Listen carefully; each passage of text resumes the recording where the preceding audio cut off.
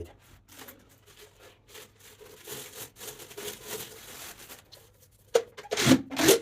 mbere yo kugishyiramo reka mbereke akantu k'ibanga.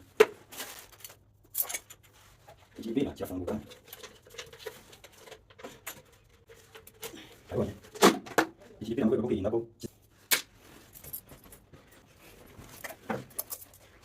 iki gipira kizava.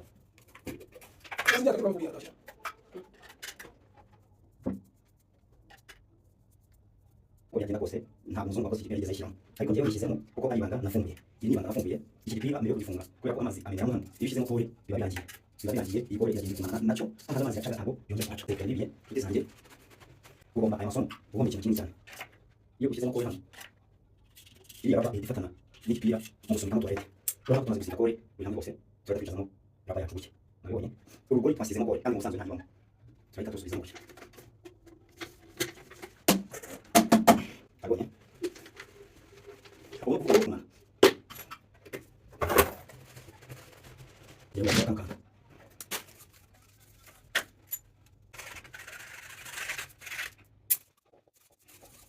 Iyi ni silikone nubigenza gutya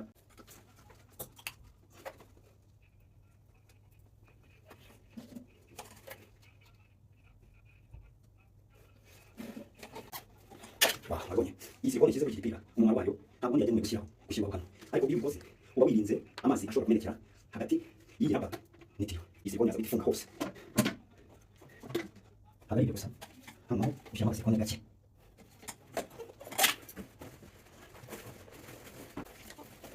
kariya silikone bituma kwizamo gutya. Noneho twinjizamo cya gipira cyacu,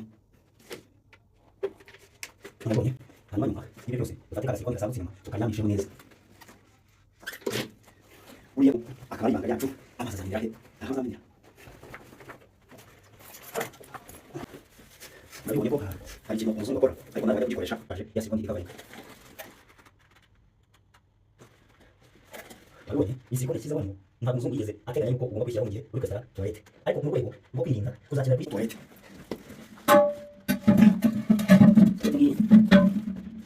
Udukorera inyigisho z'ubwenge ziba kwicamo kandi twishimira ko mudukurikira. Kwereka ukuntu ari gipira cyinjira mu toilette. Iki gipira nabonye ko kirakweduka. Ubu kweduka kwacu ni byiza cyane kubera ko byorohera umuntu kugikura mu gihe ugicomeka. Nabibona iki gipira cyaza kikinjiramo gutya. Yes, ubu igipira cyacu cyicaye cyabanje gutunganywa neza, murabona ko kirimo ubu gisigaye no kugaragaza toilette yacu neza, ubundi tukinjiza toilette. Uko ugenda uyisunika ni nako cya gipira kigenda kibumba cyegeranya. Toilette igomba kwicara mu mwanya wayo kuko mu yahozemo. Nabonye dukurikijeho amaguru y'amavisi afunga toilette. Mbere yuko tukaza turabanza kuyafungira. Ukoresha izo visi niyo byihutisha.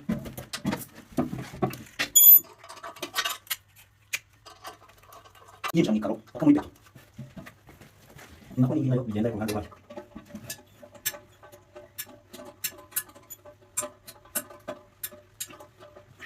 Mbere yo gukaza neza ugomba kwitegereza ko toilette iringaniye kugira ngo utaza gutereka tanka ntijyemo, ugomba kuyipimamo mbere yo gukaza toilette. Ugomba kubanza ugashyiraho flexible hanyuma urimo kugabanyirizamo ya tanka yawe. Ubu gutya bitweretse yuko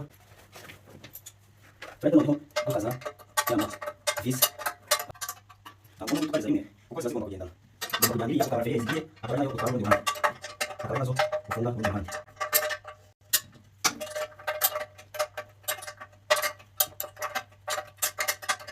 Toilette yacu tumaze kuyifunga, tumaze kuyifixa n'amavisi. Turahita dukurikiza amavisi ndetse yicaye no ku silikone, turasubizaho kava z'amavisi impande zombi. Y'amaguru ya plastique turayifunga munsi.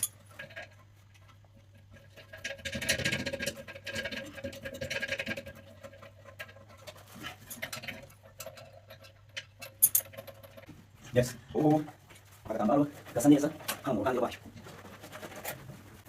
Noneho dushyiraho ka silikone isa neza hasi, hagaragara neza ko nta mwanya urimo ndetse iyi silikone irinda n'amagoroba.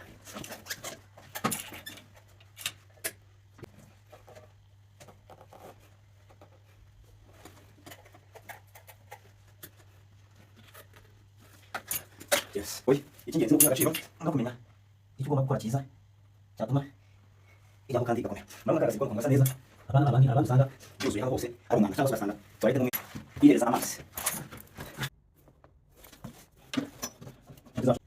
Turahita tuyifunga kuri nipure yinjiza amazi muri toilette. Noneho dushyireho antijafe dukaze tuyifunge.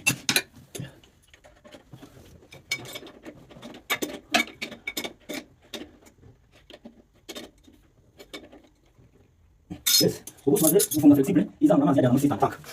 Toilette dushyiramo umufuniko wayo. Yes, toilette ini flexible nari gufunga iyo amazi kijya gipira twahinduye nayo nako gitandukanye cya kindi ngo cyashaje aho amazi yacaga murareba niho amazi yuraga hagati y'igipira na toilette ndabona ko ubu bimeze neza.